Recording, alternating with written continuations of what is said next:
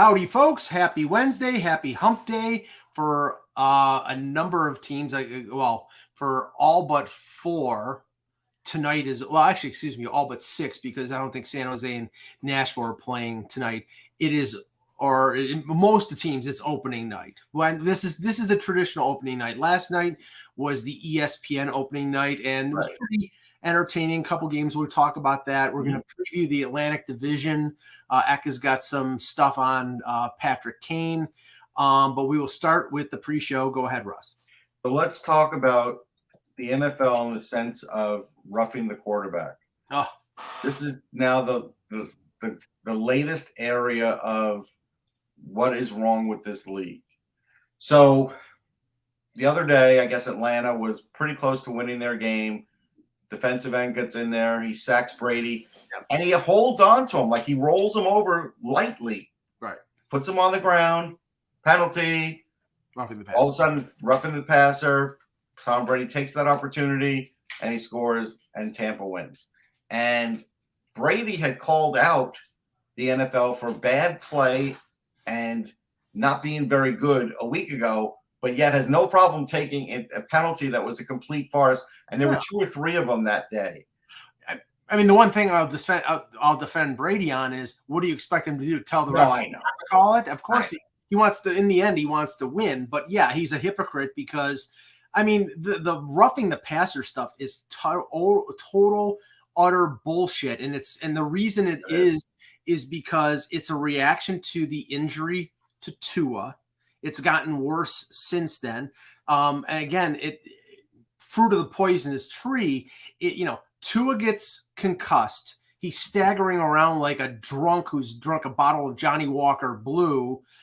They take him out of the game, but lo and behold, he comes back for the second half and leads Miami to victory. And then, he gets concussed again the following week, and now he's out indefinitely. That the NFL has egg on their face because of this, and now because the quarterbacks are such, sensitive. They're worth so much. Yeah, right. They are going to be extra careful. Now, the thing is, this is where, a game like this week, Russ, is what's going to drive me nuts. Buffalo versus Kansas City, 2-star quarterbacks. If you're going to call it like that, call it both ways. Right. Now, this last week, and I said at the time it should have been a penalty. Kenny Pickett, the rookie quarterback for Pittsburgh, slides, and as he's sliding, one of the Bills' safeties, and it was Hamlin, hits him. It should have been a 15-yard penalty for roughing the passer because he had given himself up. No call. The offensive lineman from Pittsburgh hits the Bills' safety. He gets the personal foul 15-yard penalty.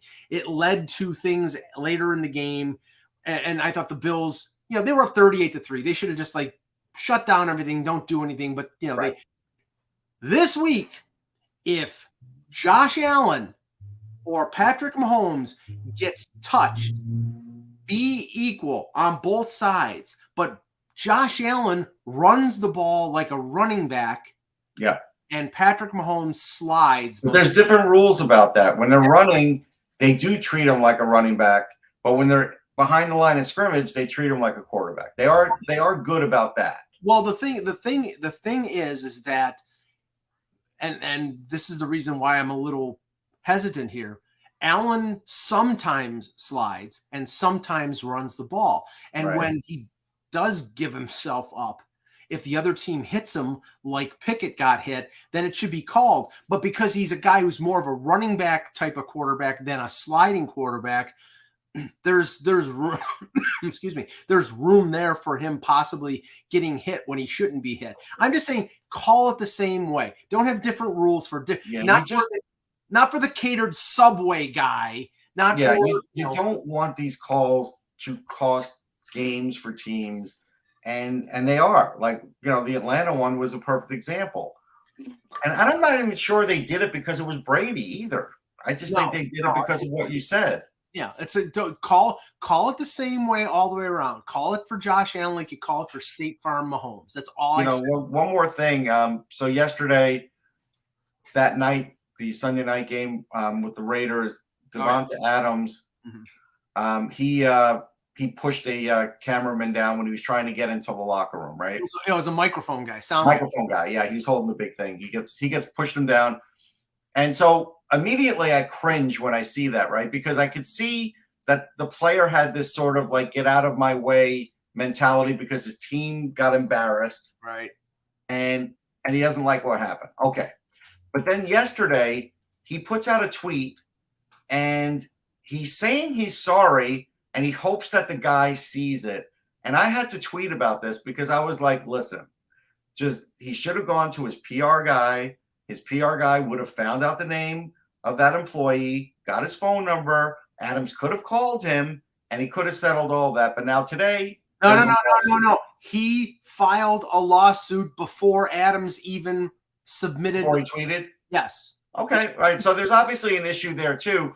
But man, I mean, again, in the end, it was a bad apology, but I guess that's not going to be a factor. The factor is don't do that. Yeah, look up an old movie called The Fortune Cookie with Walter Matthau and Jack Lemmon. Jack Lemmon, I think, is a photographer on the sidelines and gets hit by a football player, and then they sue. I mean, this is hey, okay, if you want to go through the legal process, you want to get a settlement out of a guy who's making what $20 million a year. It definitely shouldn't have happened.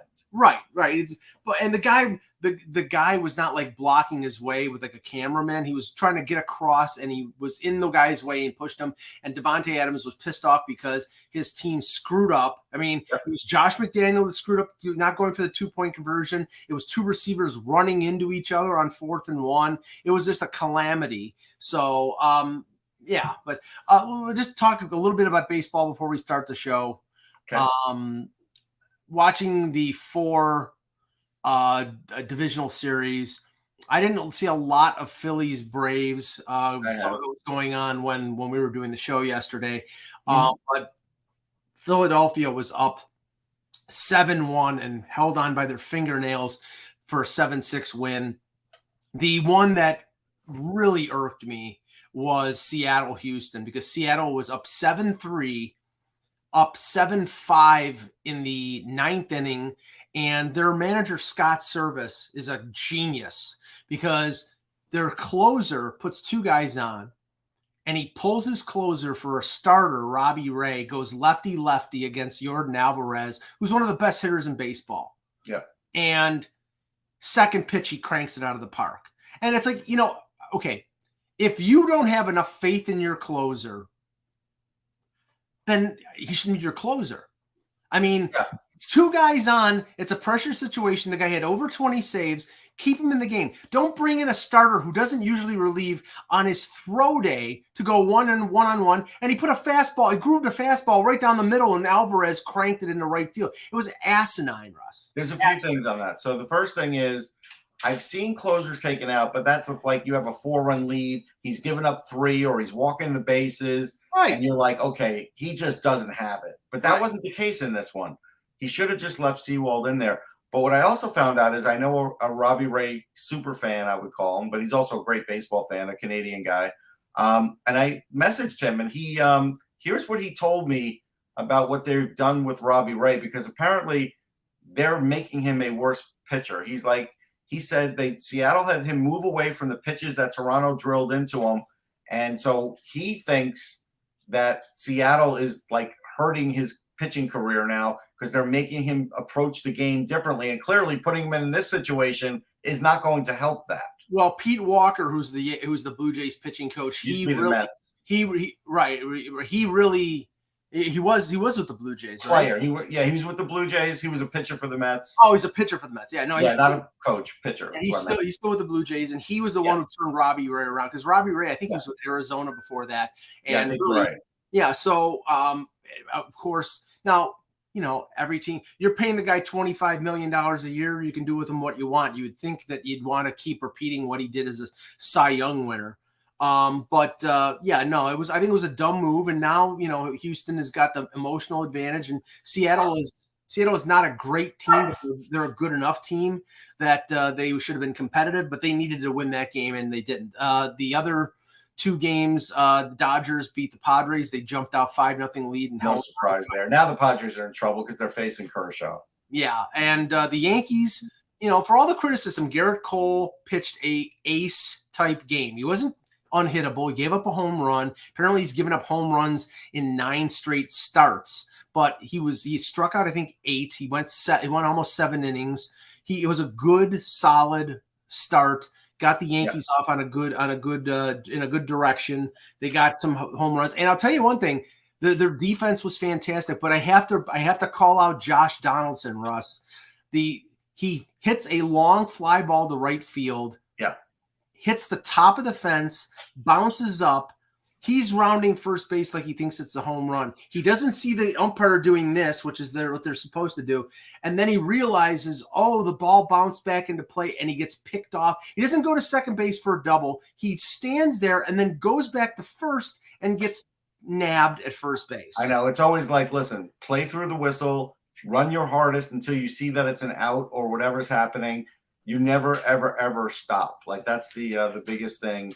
And you shouldn't do it. It's just wrong. To answer Lab W, we sometimes talk sports on the pre-show. We've talked music, food, a lot of different things. So if you watch us enough, you'll know that it's not just always other sports. Yeah. And we got the baseball talk out of the way because Eck hates the baseball talk. So now we can talk. I enjoyed the Phillies game yesterday. Of course you did. But did you enjoy the 9th inning? No, it's just super entertaining. I mean, I'm not like super invested in it. You didn't get tense about it. No, I'm just looking for the entertainment aspect of it. Okay. I'm pulling for the Phillies. It'd be great, but it's just that was usually an entertaining game. I mean, the only thing I would say a worry for the Phillies is their bullpen. They gave up 5 runs, and their bullpen's not been great all year. But they did stick with their closer, like we were talking about before, and they got the win. But I'd be a little hesitant with their bullpen, though. Yeah, I'm not so sure about the closer, honestly, to be honest. Yeah. I know he was a starter before, but it's just kind of like and then I really thought the Braves should have won that game. I mean, they left the bases loaded. Darno left the bases loaded. But listen, that happens. The Phillies had guys on too. Yeah. Ranger Suarez pitched better than I thought he would. He was really great. It really was. And then the Phillies got better pitchers coming out. So, all right, here we go. Hello, Hockey World. It is Wednesday, the 12th of October, 2022. I'm Michael Agello, and today is the real opening day of hockey. I'm Russ Cohen from Sportsologist. And I'm Eklund. You're watching Hockey Buzzcast on HockeyBuzz.com. This is the podcast that comes every Monday through Friday to fill you in the comings and goings in the hockey world. We have a couple games to talk about, but we don't get too far into them. But they were, I still thought, impressive Rangers performance. I thought that they looked, Shesterkin looked like he looked. I mean, it was a battle. Yeah, he was locked in. I mean, you could tell the difference in that game though was early, especially. I mean, Vasilevsky stopped 2 or 3 5-alarm shots on Kreider, on Panarin, on Zibanejad. Like, that could have been a much higher scored game. But this is the thing with right now with Tampa. They're in a bad way defensively because Sergachev is not Ryan McDonough. I tried to tell everybody he was a -2 in that game. He's a good defenseman. He's terrific offensively. He is not anywhere close to McDonough defensively. You get rid of Ruda. Now with the Ian Cole problem, who is a good defenseman as far as a defensive defenseman, they're really down. Like they didn't expect Philippe Myers to be in their starting lineup, and he was. Yeah. But they kept it close because of Vasilevsky. But they're going to have some issues in some games.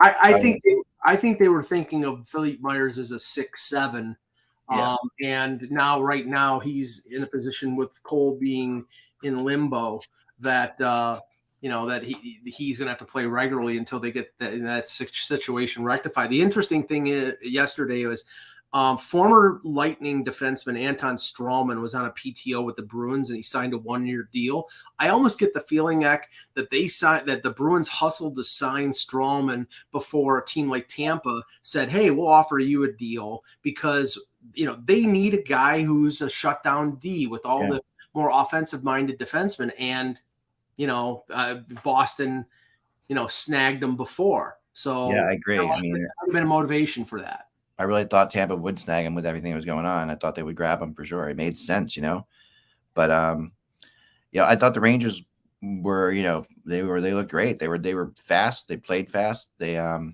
doing all the things that that you'd expect from Gallant's team.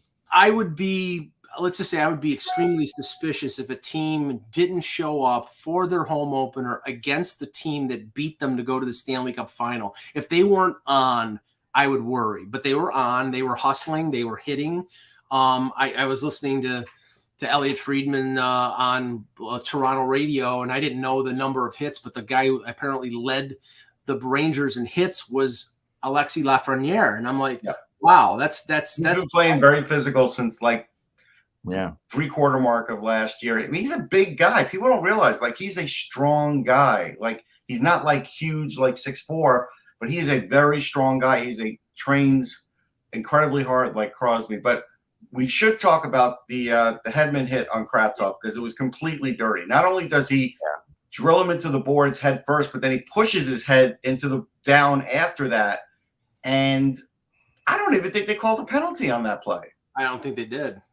And so it's like, what are you doing? I mean, again, there are some players now, and especially the bigger ones, that literally can be a wrecking ball at times. And look, Trouba does it too. But man, they let too much go with the headshots. And now Kravtsov's not on the he's not on the trip to Minnesota, and he's got an upper body, so it ain't great. Yeah. Well, this is the one thing, and this is why obviously you don't draw conclusions from one game.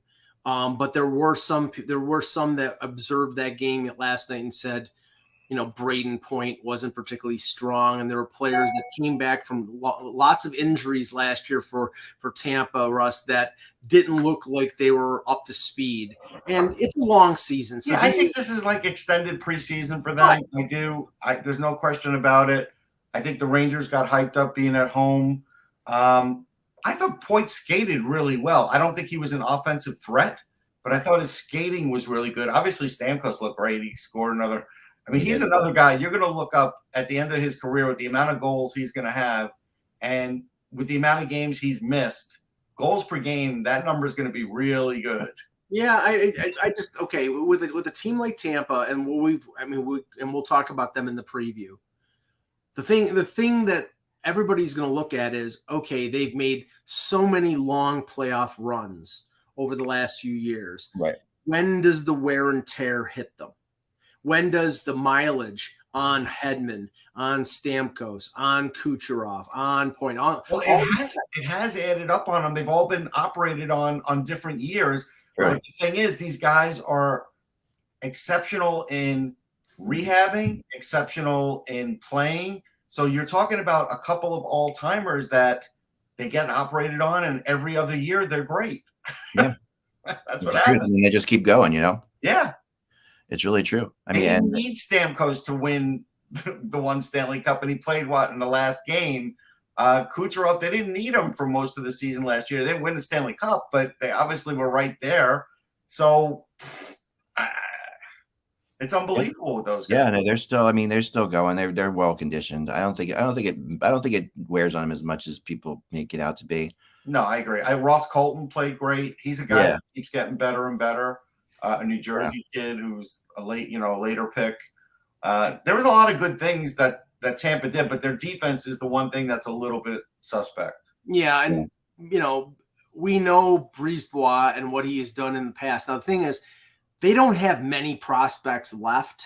They're like Vegas in a sense. They're like Florida in a sense where they've traded most of their draft picks and some of their prospects. They, so and the cap space is non-existent. Now that doesn't say that later in the year, if somebody gets hurt, they can use LTIR and create space to add somebody. More than likely, if they're going to add anybody at the deadline, it's going to be a blue liner. It's going to be a defense. Yeah. And that'll depend on what happens with the Cole situation. But I would agree. We'll fold all the talk about the Sabres into the previews because they're in the Atlantic. There's an injury to talk about. Yeah, which one? So it looks like Risto got hurt in Flyers practice, and I don't know the extent of it. In the chat room, they're saying it's his knee. I don't know if it's his knee, but I know he did go off the ice.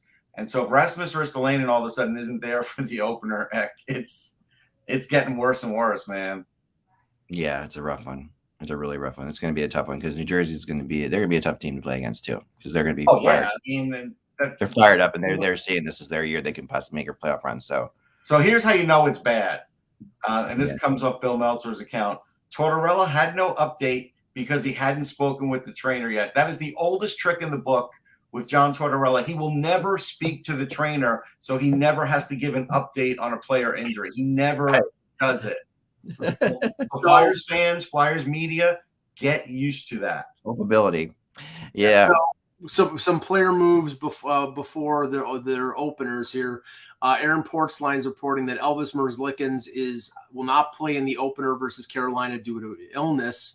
So that means Daniel Tarasov, who's their backup right now because Korpisalo is still recovering from offseason surgery, he will start, and Jet Greaves will back up Tarasov. So one thing before that, I was on another show.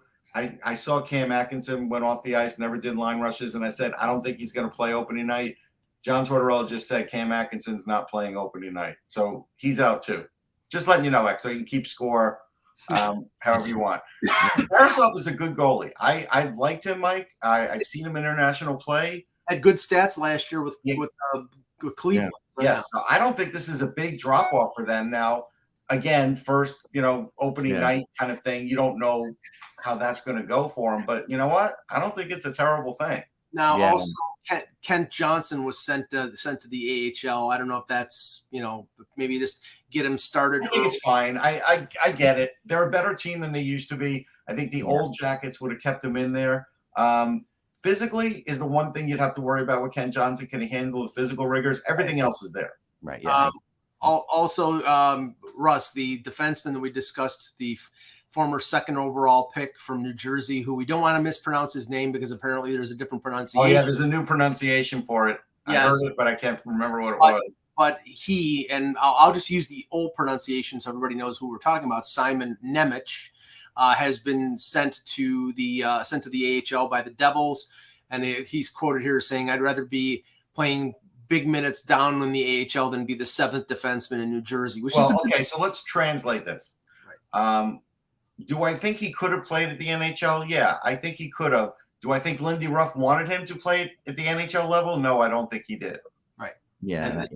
And this is why, like, that thing that came out about a month ago when you talked about NHL coaches and the odds of them getting fired, and then I think Sheldon Keefe was number one on the list, which I don't believe.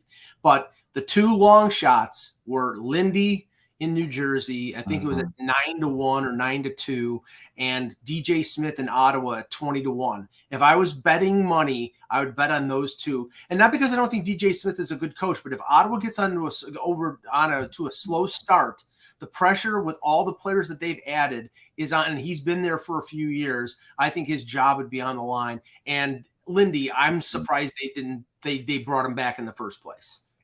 Lindy, I can see. I think DJ Smith has one more year. I think that even though they made all these moves, I do think they realize that this year is still going to be hard to make the playoffs for them. I don't know. I think he is going to have to really be on the cusp of even if they don't make the playoffs, they have to be a contender. Otherwise, I think DJ Smith's going to be in trouble.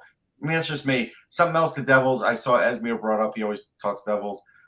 Kevin Ball got sent down. Like, he's a really big defenseman. He's a good skater.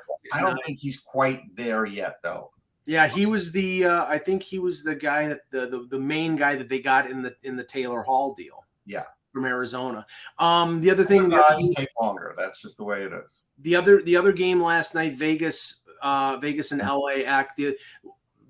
How Vegas won that game is the formula for them winning this season. They got competent, not great, but competent goaltending out of Logan Thompson. Yeah. And their superiority up front and on defense in the end was what won them the game. Guys like Stone and Eichel scored. Pietrangelo helped, created a turnover. I think it was on the game-winning goal. That is how they're going to win. Are they going to be spectacular in goal? Are they going to get 45 save outings from Logan Thompson and Aiden Hill? No, but if they make the saves when they need them, they'll get more wins than losses. But it wasn't against a really great offensive team in LA, and also they took 53 shots. Quentin Byfield had a nice game though. We should say that. Yeah, he did. And Eichel looked like everything we've been talking about. He looked amazing in that game. I think he had 8 shots on goal. He scored a goal. He got an assist on he looked on the winning goal. And yet the Kings were still Kings. That's what the Kings do. The Kings battle and they're in games. The only thing about Eichel is that was a power play goal, right? And I think it was, yeah. I think it was. But I want to see if he's going to be able to sort of score down low. Yeah. Like, that was like, like a wrist shot one-timer kind of goal. Yeah, he should be able to. I want to see if he's going to be able to handle it, handle the pushing around and stuff and being able to score some of the tough goals. I don't recall him scoring too many of them last year, but he was coming back from the neck, right? So that's what I'm sort of looking for. I will tell you this, and I meant this, and I'm going to say it on the show. Phil Kessel might be trying to reinvent himself because he played great defensively. There was one clip of him because I was falling asleep during that game where he was dynamite, right? And I'm going to put Phil Kessel for the Selke right now because there's always a player in this league that has to sort of reinvent themselves. And last year, Kessel obviously didn't score goals, right? He got assists, but he didn't score goals. And you kind of wonder now, going to a team like Vegas, has it sunk into him that, hey, they have a lot of offensive players. Maybe I need to play a better all-around game. So if Phil Kessel puts his mind to something, he's usually pretty damn good at it. So I know this sounds like a crazy off-the-wall thing, but that was something I'd never seen in Phil Kessel's game ever. Yeah. And so I'm going to put him for the Selke. He plays with high-scoring players like that too. Like, he does, and he's fast. I mean, so he helped out because Vegas, has been, for all they, their initial success was all about playing fast. They have gotten slower. Like, they've gotten a lot slower. Yeah, he helped them look a lot quicker. And Phil did have the hot dog cake a couple days ago for his birthday. We love that. The goal for Eichel was at the end of a power play, so it was 5-on-5, and it was a rebound off of Quick. So he didn't go to the net. He wasn't. No, that's what I want to see. Can he go to the net? Can he handle the physical rigors? I haven't seen that yet. I mean, I don't know if he wants to purposely put himself in those positions, but yeah, eventually, if he's going to get 100 points, he will have to. Right. Yeah. All right, so let's get into our predictions here. We're going to talk about the Atlantic Division today, so we're gonna go a little more in depth with Toronto and Tampa. Are we going to talk about Kane afterward? Yeah, we'll talk about Kane afterwards because that is a big story, and that's your little teaser there because I've been chasing that all morning. That's definitely something. All right, so we'll start here though. All right, so number 8 in this division is we've talked about it. Like, it's really not a hard one for anybody. I don't think anyone's going. I'm not going to pick Montreal not to finish 8th. To most people's surprise, I think, or whatever, because I think I always do contrary things.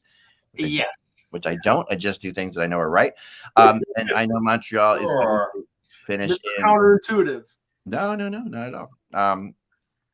Anyway, Montreal. Yeah, I mean, the thing about Montreal, the only thing to me that is interesting is they are going to be so like Marty St. Louis is going to coach them in a way that's going to make them fun. Like, they're going to be a fun team to watch, and they're going to be they're going to beat teams they shouldn't. They're going to lose a lot of games.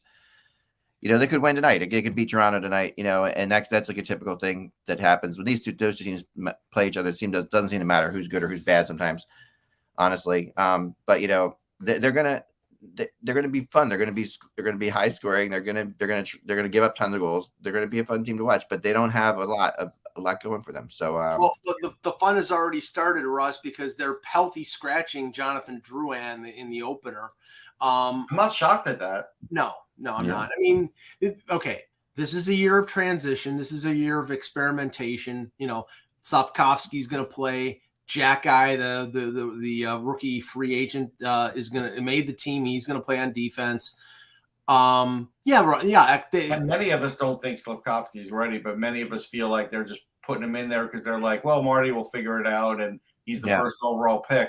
And I wish this league would get that out of their head, that they don't have to start the guy at the NHL level when you're first overall. Who cares? Yeah, tonight is their Stanley Cup. If they beat the Leafs, they'll be the morons at the Bell Center will be satiated for a week or 2 weeks. But I mean, ideally, Corinne might be at the Bell Center. Well, she's not a moron. She will be at the Bell Center. She's not a moron, but she'll be at the Bell Center.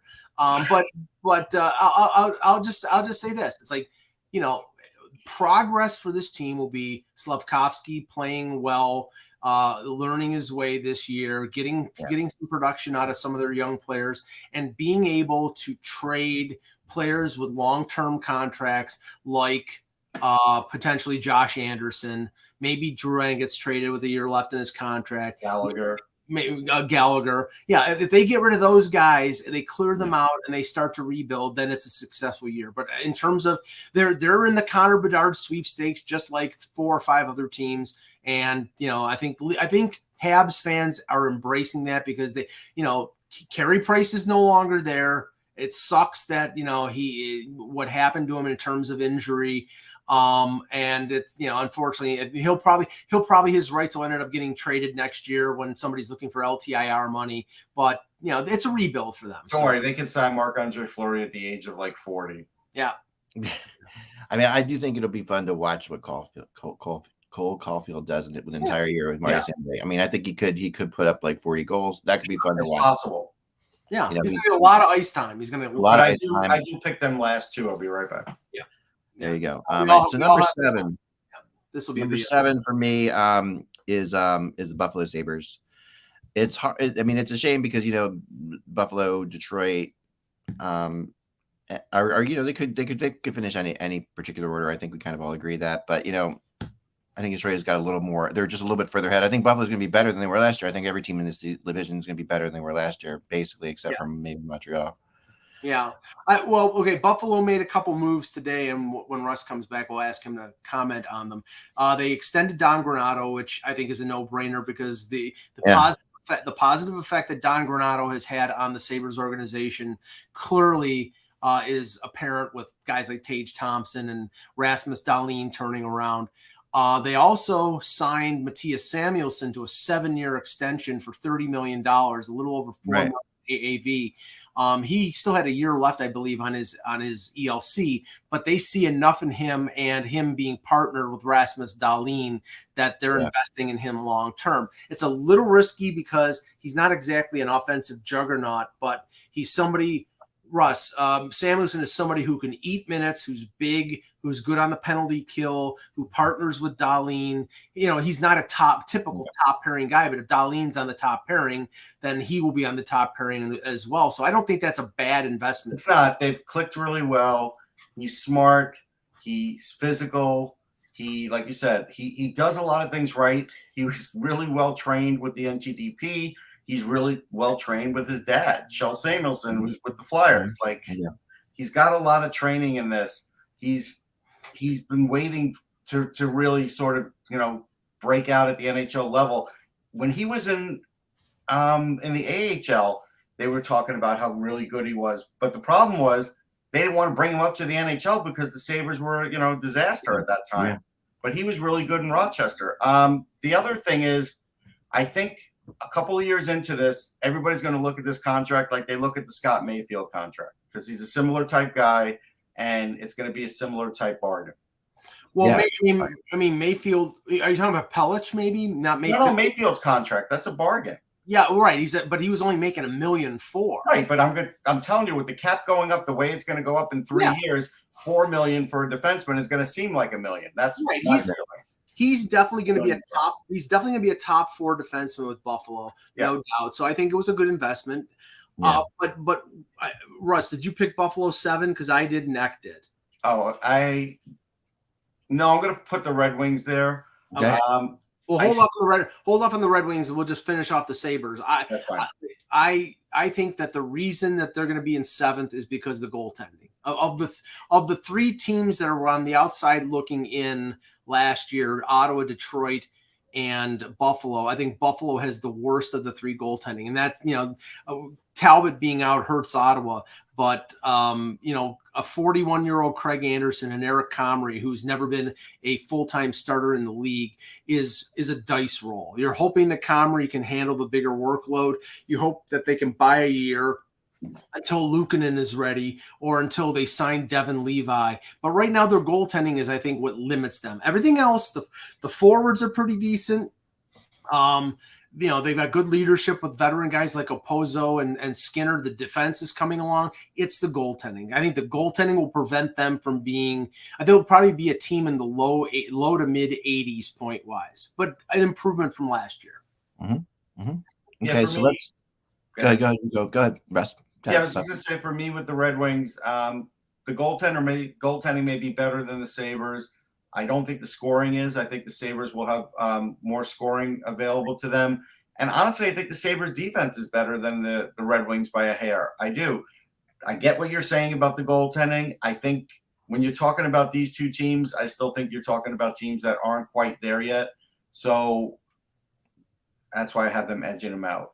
I mean, no, I think I think you could finish either way. Honestly, Yeah. I mean, I think the Sabres are obviously my next one. I think Husso and Nedeljkovic is better than Anderson and Comrie. You have Seider on defense with the Wings. If Edvinsson turns out to be as good as Kevin has told us he is, I mean, I don't think he'll be Seider in year one. Right. Vepsis is saying Edvinsson is starting the year in Grand Rapids, which is a good thing. That's the smart thing that Yzerman is doing. He's overcooking his prospects. He's not rushing them in. That's the way. They're probably not gonna make the playoffs this year. But and I've watched a lot of Edvinsson, and I'm telling you, he is not Seider. He's very good.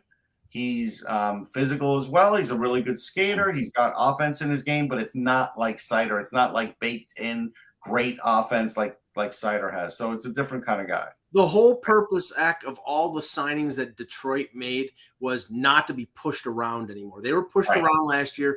Defensively, they were inept. They gave up 9 goals to Arizona, 10 goals to Toronto. It's certain. I think it was 11 to Pittsburgh. That's not going to happen anymore with guys like Sherratt around, and the goaltending improved. But they don't have enough firepower, and there might be, there could be sophomore slumps for guys like Seider and Raymond. So, just like there could be a slump for Tage Thompson if he doesn't score 40 goals this year. So, I think Detroit is a little ahead of Buffalo, but not much. It could be 6-7 flip-flop. Mm-hmm. Yeah, I mean, I was torn on this one too. And I'm gonna tell you, I also see a scenario where Detroit finishes a spot up from here. But at the end of the day, I'm not gonna be gutsy enough to do that. I wanted to, but I'm not going to be. So I'm putting Detroit here too. But my next team on the way up in 5th is Boston. I'm putting Boston in 5th. I wanted to put Boston in 6th behind Detroit. Wow. I thought about it a long, long, long time. And I think when I saw that Edvinsson was being sent down, I thought to myself, okay, maybe Detroit's still, I like what Yzerman's doing. I think that they're getting better, faster in a sneaky way than we know. And I feel like that they're on the verge of something, of exploding through. And I have a feeling that Detroit could finish in 5th again and Boston could drop to 6th. It's just a gut instinct, but I'm not going to do it. So, hey, I'm not doing it. Well, it's not gutsy enough. So I'm going to say Detroit, and I'm putting Boston in 5th.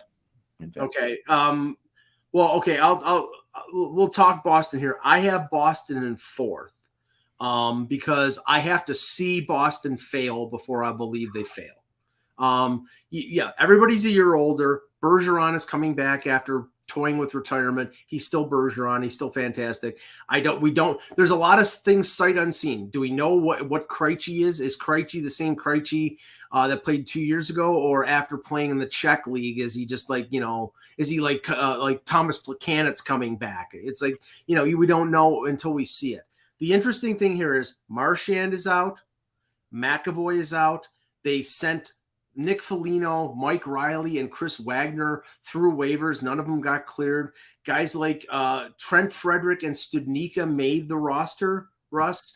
This is their defense going into the season. Lindholm, Grzelcyk, who's back earlier. Yeah, he came back, yeah. Back earlier than expected. Derek Forbort, Zaboral, and Anton Strawman. That's not. It's better than Tampa's defense. Yeah, it's better than Tampa's defense. Well, not top end, because Hedman's better than all of them. No, but it's as a whole is better, and then eventually they'll get McAvoy back too. Right. But to start the season, and they're not expecting McAvoy or Marchand back until December. Again, if somebody is going to beat out Boston, they're going to have to make hay before December, because when these guys come back, they're probably going to be a really good second half team. But I have Boston 4, and I have Ottawa 5, and we can talk about that. Yeah, I mean that's the big thing, I have Boston 4 also. Okay. I think Grzelcyk coming back was massive. Yep. I think Strawman's always good as like a plug. He's not what he used to be, but he's okay. Yeah. Lindholm, they're lucky they do have Lindholm. Yeah. Again, they will eventually get McAvoy back. So I think they can tread water, and they know that they have help on the way. My number 5 team is the Tampa Bay Lightning. I think they're slowly falling apart. I think it's happening on the blue line. I think guys have been banged up to the point where now when you are counting on the Ross Coltons to do better, it's hard because there's a ceiling for those kinds of guys. Look, they have some great players. They do. But I'm not willing to just go willy-nilly and just say, because I saw Vasilevsky under siege yesterday. I think he'll be under siege all year, and I think they're going to lose a lot of close games. Yeah, and they can't play Vasilevsky 60 games. They have to be able to play their backup. They still might. And they might have to if they're battling for like third place in the Atlantic. They may have to play him more than they want to. I mean, can Brian Elliott play 30 games? I don't know if he can. I'm telling you right now. I think he knows that too. He can. But this, and like I was referencing, play more than 20 games, you're in trouble. Like I was referencing before, Ak, the concern here is when will Tampa hit the wall? We're waiting for that to happen because with all great teams at a certain point, because they play so many extra games, so many tough games, eventually, with a combination of age and wear and tear, they hit the wall. Now, I don't know. Again, I'll believe it when I see it. McDonough was a massive mainstay for them. Yeah, they lost him and Ruda. Like that's the biggest loss that they've ever had on their blue line, and I would have put Boston there, but like I said, they got Grzelcyk back, and they're going to get Marchand and McAvoy back. There's nobody like coming back other than Ian Cole for Tampa that's going to really solidify them and say, all right, they'll be better in 2 months. Other than, hey, they didn't look good last night, they'll play better. I believe they will, but this is a tough division. Yeah, no, you're absolutely right. I mean, depth-wise on defense, Bogosian is hurt. So I'm not in, that's a constant. Doesn't matter. It's a constant state with Zach Bogosian. But right now they're, Hayden Fleury, the former Carolina pick, Cal Foote, that's their 5-6 with. It's a bad defense, right? So their defense is great, and Sergachev is good. Yeah, but it's a bad defense overall. But if you have to play in October, if you have to play Victor Hedman 26, 27 minutes, that's going to take its toll later on in the season. So, but I don't have them as low as you do. But let's talk Ottawa because I don't know where you have Ottawa. No, I have Tampa in 4th. Okay. So I have Boston in 5th, Tampa in 4th. I've got them reversed. I have Ottawa in 5th, Boston in 4th, Tampa in 3rd. With Ottawa, the goaltending right now, we don't know how long Talbot's going to be out. They say 5 to 7 weeks. The injury was a week ago, so let's just say by Thanksgiving he should be back. Okay. Right. Yeah. So you have to tread water for 6 weeks with Anton Forsberg and Magnus Hellberg. That's not great, especially with the fact that the area of greatest concern for the Senators is their blue line. I think, like I said, I think Sanderson is a really good young player, but there's always an adjustment. Maybe he won't have long to adjust. Right. Shabbat is great, but then it's Zub and Hamonic and Zaitsev. I mean, I like the young guys better than I like some of those guys. Or else I like Bernard Docker and Lassie Thompson better than those guys. But they're I agree. Also to answer Leah W., who wants to play Tampa in the first round? Nobody would want to have played the Islanders in the first round either last year, but they didn't make it. Right. Sometimes you just don't make it. Yeah, I mean, there are some teams that are built for the playoffs, right? So Tampa's a playoff team. They're built for the playoffs. They have to make it. I think they're going to make it in 4th place in this division, but I think but I do think that's going to be be an issue. I'm Ottawa is hard, Mike, because it's like, I agree with everything you're saying. Like it's a tough. Those 3 teams are really hard. They could go Ottawa, Boston, Tampa could go any which way. I mean, I don't think Tampa can collapse as much as you do, Russ, but I wouldn't put it past them. I wouldn't say it's impossible. Right. And no chance of collapsing that far. I absolutely love Ottawa's top six. Their top two lines with Stützle and DeBrincat and Kachuk and Norris and Bathurst. I mean, and Giroux. It's fantastic. Their third and fourth lines are okay. It's the defense and the goaltending. And that's usually the last thing that comes together is, having a solid defense and having goaltending that you can depend on. I mean, I know that for Toronto, that's been their bête noire for the number of years. I just think that they're really talented. There's a lot of reason for optimism. I just think that unless they make the Chychrun deal, or unless they improve their defense, which I think they're trying to do. They're probably trying to do. But if they can't pull that off, I think they'll fall short just because their defense is not good enough and their goaltending may not be good enough yet. Well, I think their addition of Derek Brassard and everything else they have, I think Sanderson getting in there is a big addition. Yep. Look, I don't love Anton Forsberg. The world knows that. But for 6 weeks, I think he can get by and play 500. And I honestly, I think they're number 3 in that division. I feel like they have done enough here. I feel like they're getting – look, even Shabbat could play a little better, and I think he's going to. I think all of it's going to play a little better now. And now it's up to the coach, though, because sometimes it's hard for that coach who's been sort of, getting a team to a certain spot. Can he get them to the next spot? And they feel like, hey, he's sort of holding them back. Or if even like someone like Claude Giroux says we could do better 10 times in press conferences because they're losing close games, that could be enough for DJ Smith to be replaced. Right. Because I do believe Ottawa wants to make the playoffs. They want to sell that team. I think that's the mode that they're in right now. And build the building downtown. Yeah. So Russ, you've got Ottawa, Boston, Tampa, and Eck, you've got who 3, 4, and 5. I've got Ottawa, Tampa, Boston. And I have Tampa, Boston, Ottawa. We all have three different options. Yeah. So okay. It's because I saw stuff in the chat, so I will let them know my second place team in the Atlantic is the Toronto Maple Leafs. I knew that 100%. Knew that. Yeah, and okay, here are the reasons why. Do I expect Austin Matthews to score 50 goals this year? Yes. Do I expect him to score 60? No, because last year was an all-time season. I think that their top line will be extremely effective. Their second line right now, they're starting Dennis Malgin on the second line. So I'm a little skeptical of the second line. Who's leading in preseason in goals, Mike? They're starting Dennis Malgin on the second line, Russ. Their third and fourth lines are excellent. But they're primarily defensive checking lines. Kerfoot and Kampf up the middle. Guys like Abe Kubel and Aston Reese, Engvall and Garncroak, solid pros, all good defensively. On defense, they're the best that they've been in the Shanahan era with Riley and Brody and Muzzin, Giordano, Sandin and Hall, Liljegren coming back from an injury. The big question mark, as we've talked about ad nauseum since July, is the goaltending. I personally believe they'll be fine, but the injury the consistency with Samsonov and the injury history with Murray, I think may prevent them from finishing in first place in the Atlantic.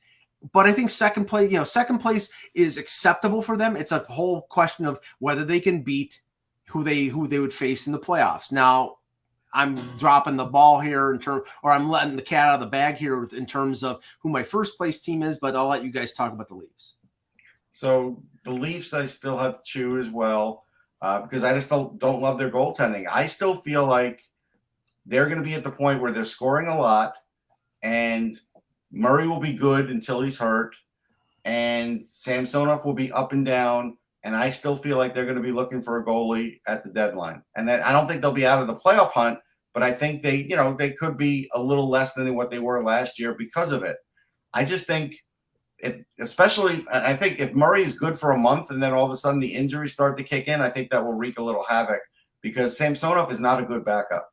He's not made to be a backup. He's not trained to be a backup. He was a horrible backup in Washington last year. I don't think that's not his mentality. No, but Russ, I don't think they're not going to use him like a prototypical backup. I think it's going to be a tandem. I think they're going to they're playing back-to-back games to start the season. They're playing Murray tonight against Montreal. They're playing Samsonov against his old team tomorrow night in the home opener.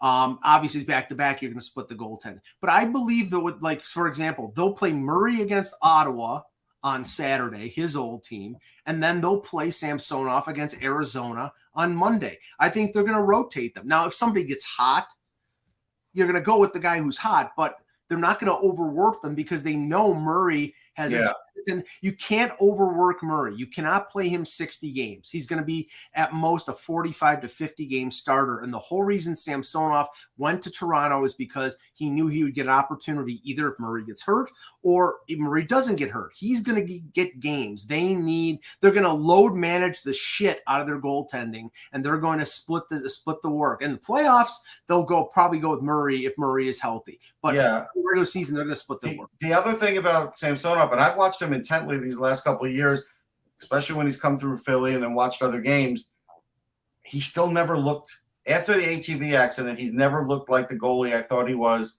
a couple of years ago. So I don't really know what he is anymore, what his ceiling is. I really don't.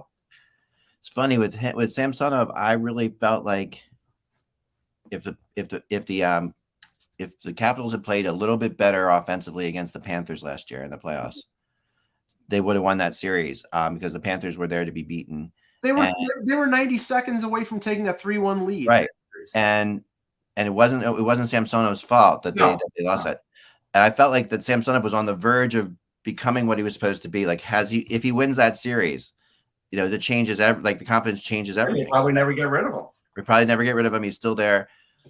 I like him. And that's why he's the reason that I'm putting Toronto at number 1 in the division. And because I think he is the guy, I think he is the goalie who's going to be the goalie on that team. Like, I think they'll play Murray, but he's going to be inconsistent, and he's going to, if he gets hurt, he's going to be afraid of getting hurt. And that's my biggest issue with goalies. Like, you can't play afraid of getting hurt.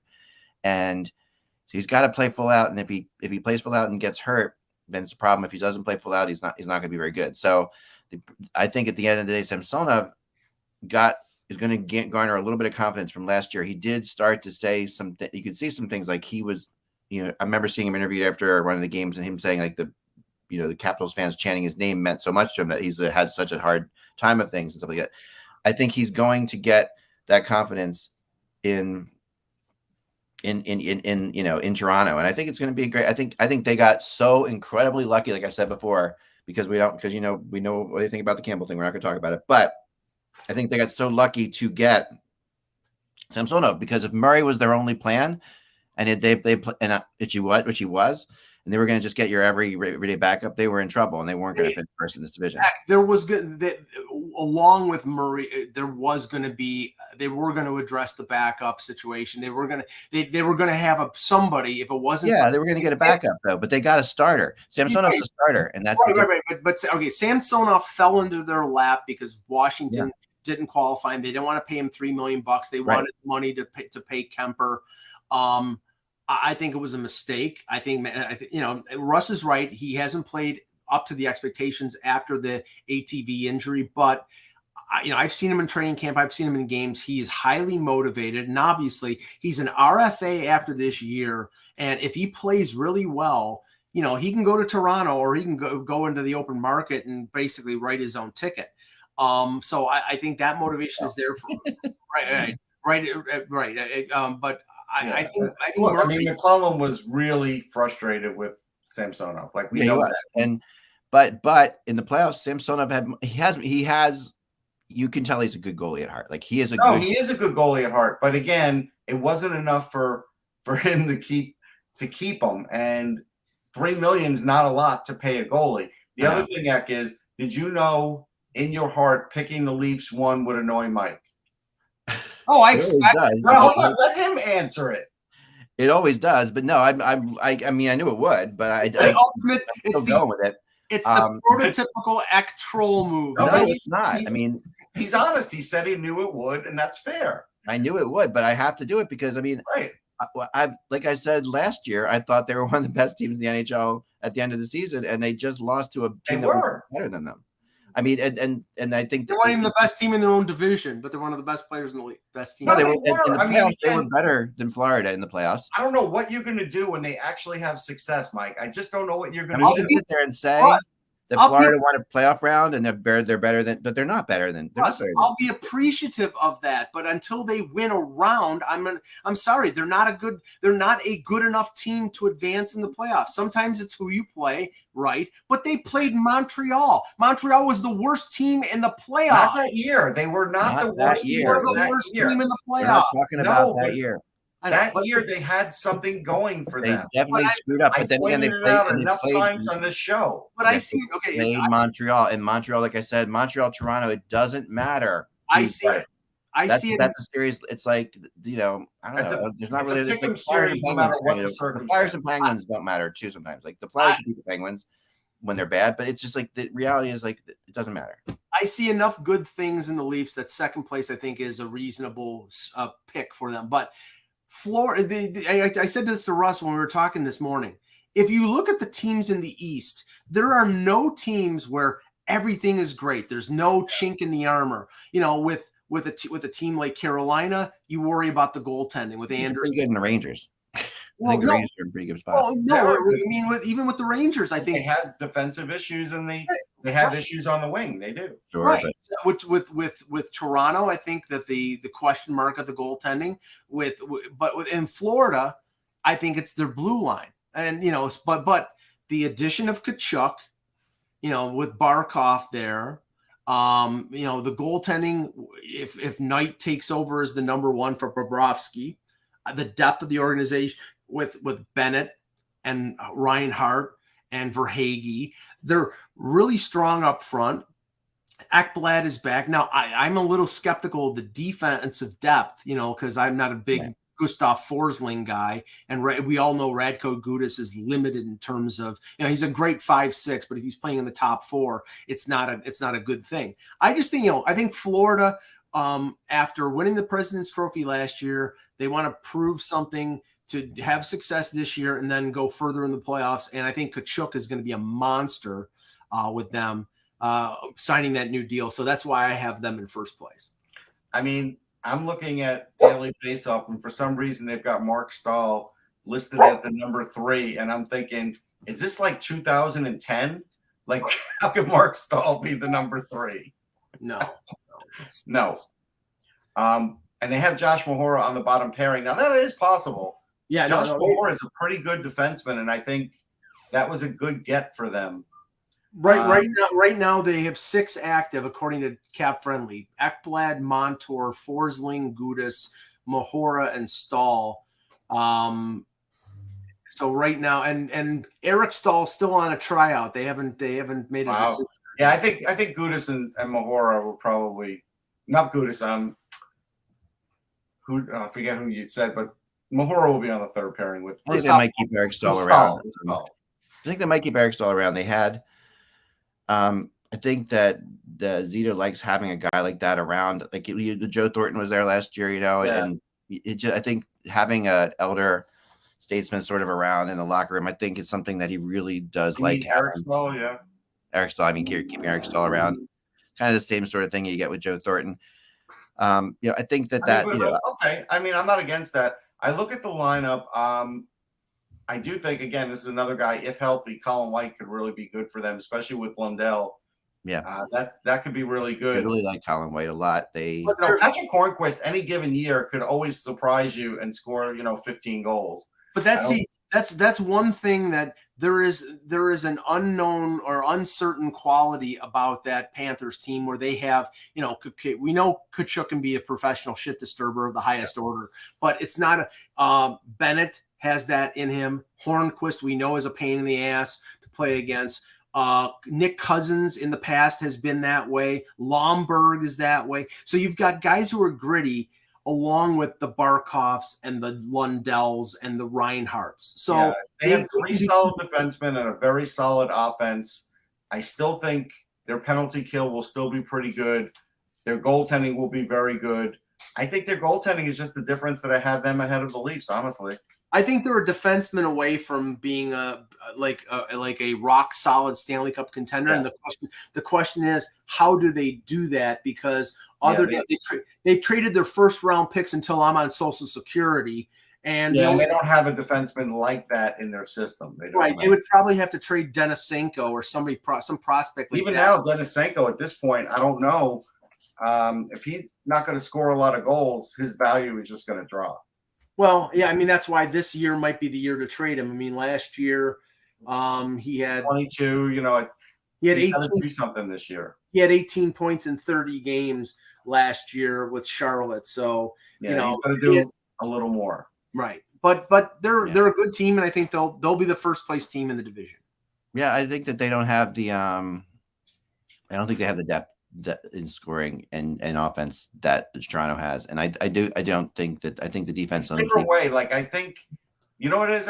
They're going to score more dirty goals and goals in the crease area than Toronto will.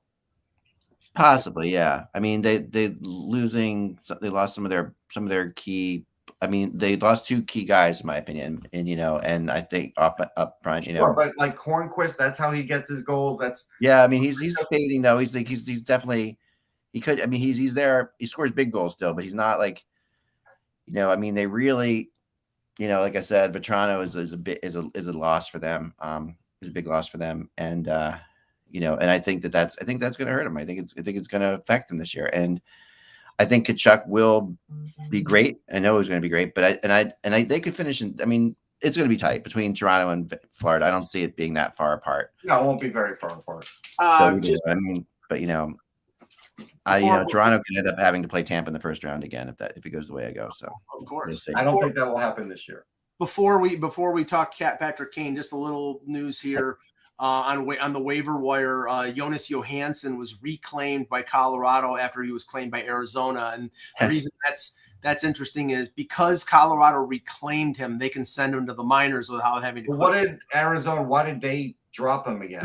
because their backup at the time was injured, so now they picked up Connor Ingram on waivers. They knew they were doing Colorado a favor. They had to know that might be the case. That might very well. I mean, they knew he was going to go back there. It was like a big loophole that they discovered here. Yeah. Well, no, that everybody knows that. No, they know it, but it does seem like this was like, I don't want to say it was preconceived, but I think they had to know where he was going. Hey, Russ, that was pulled last year with Seattle and Tampa. When they waived Barboulay, and then Tampa they put him on waivers, and Tampa picked him up. And I think with Washington, also with Seattle, with Vanacek. Yeah. The only significant name on waivers today is Scott Harrington with San Jose. He could get claimed. That could be a Tampa claim. He's a decent defensive defenseman now. So about Mike Harrington? Is that who you're talking about? Scott Harrington. Scott. You sure it's not Mike? No. Mike is good, but not that good. Okay, let's talk Patrick Kane. All right, so a little bit of a Patrick Kane update.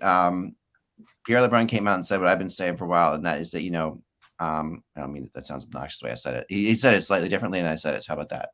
But what I said before was that teams were calling about Patrick Kane, and Chicago was saying no, like that it wasn't available. And so yesterday, LeBron says, my sense is that his agent Brisson and the Blackhawks general manager Giles Davidson have talked and said, let's circle back to each other around December and January to see where things stand. It's not probably his sense. It's probably exactly what Brisson told him. But anyway, I'll just say that much. But and that's what it's sort of what I've been hearing. I mean, I haven't been hearing that kind of detail. I've just been hearing that he's not available. However, I talked to a GM this morning when I was just about to put out my story. And now he's self-admittedly not. He's on a team that's not going to be in the Patrick Kane sweepstakes. They're not going to be going for Patrick Kane. And there are quite a few teams that will try. But said he talked to a contending team that had previously been told that he wasn't available, but now was suddenly told to call back next week. So because this is a hard time of the year to have cap space. Right. It's a very hard time to have cap space. However, I guess this team that we're talking about that could be in Patrick Kane maybe it has the cap space, which it doesn't, or it has a way of getting the cap space or something, because there's not, and that doesn't add up to many teams. It doesn't add up to the Rangers. It doesn't add up to other teams too. So I'm trying to. The Rangers, I mean, they would really have to do some player movement to make that happen, and I'm not sure they're willing to do it right now. Yeah. Now, it's still, I think, more than likely that Patrick Kane goes later and in December or January or something like that. But I think that it is interesting that there may be one or two teams. It may be a case too where the Hawks want teams talking to them now as well, and are trying to make this move happen earlier than later. I mean, when you think about moving Kane, obviously you want to move him out because you're going to get a lot for him, but you also want to make sure that you sell tickets. They still have to sell tickets in Chicago. It's like Kane is still the biggest draw, that they have. That does play into it. We always sit back and say it doesn't, with a team like Chicago, but it does. I talked to somebody about it. It does play into it. It does play into keeping him, like, you want to have him in the lineup. You want to have him there in those games. I'll tell you the team that does seem set that they could do it, and that would be Colorado, because they could include like Devin Taves in the deal, who has 2 years left, because they technically don't really need him, even though it's nice to have him. Or Sam Girard, one or the other. They could. But Girard's got a no move, so no trade. So I don't know where that stands. And then on the offensive side, you could throw in, Comper, who's still got a year left. He might re-sign with a team like Chicago because he's already won a cup. I think if you put those two guys in there, you put in a prospect or two or a pick or two, I think Colorado can do this. Yeah, I think they could. That's the team I think it would most likely be. Girard has no trade protection, so he's that's what I said. So then it would have to be Taves. Right. I don't know if you mess with the top pairing of Taves and Makar as good as. I think you can if you're getting Patrick Kane. Right. I mean, more. Okay. The question is, are you getting Patrick Kane as a long term, or are you getting just as a rental? Well, who knows? But to start, it's a rental. Right. And they have Bo Byram that they can put up on the top pairing. Like it's they're gonna have to pay Bo Byram starting next year. So I know, but this year they got some house money to play with, so why not rent Patrick Kane? They don't have a ton of money, but they have. No, but I just gave you like $7 or $9 million to do it. Right. But that's all they need. More than likely, to maximize the value that they get back in a trade, Chicago is going to have to retain 50% and maybe even filter Kane's cap hit through a third team. Because 50%, and we're talking $5 million. Devin Taves and Comfer, they got it done. Right, but okay. Besides the picks and the other stuff. Right, but this is the thing. To maximize your chances of winning another Stanley Cup, if you're Colorado, you want to add Kane without giving up those. Yeah, they're not going to be able to do. Well, no, I think they can, because Chicago. Okay, if it's a deal, then if it's Girard, who's got 5 years left at $5 million, and he's 24 years old, as one piece. Okay, he's probably going to say no. He's not. He doesn't have a no trade, so he can't say no. Say no trade, no move. Yes, according to Cap Friendly, he has no trade or no move. Nothing.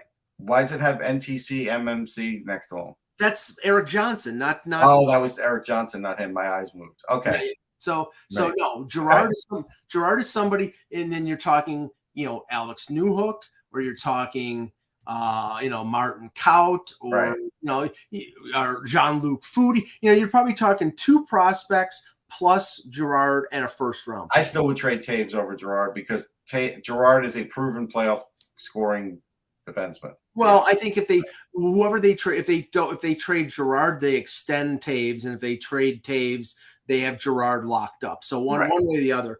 But either way, they're getting a good defenseman. Like, that's the point. Right, and you add that to Seth Jones, and then you have the foundation of a defense with Chicago. But the thing is, Chicago is probably going to take 2 or 3 years to rebuild. So, I think Chicago is going to have to eat 50% and maybe even filter the contract through a third team to be able to get the maximum value that they want. And it's not to say that they're the only team. Like, I think the Rangers are definitely going to be in the mix. I think right now, this moment, this time in the season, they're going to lose too much to do it. They only have so much they can give off the regular roster. Yeah, I think the Rangers are. If it happens now, it's not in the Rangers world. But if I agree with Russ, if it happens at the deadline, it's in the Rangers world. Right.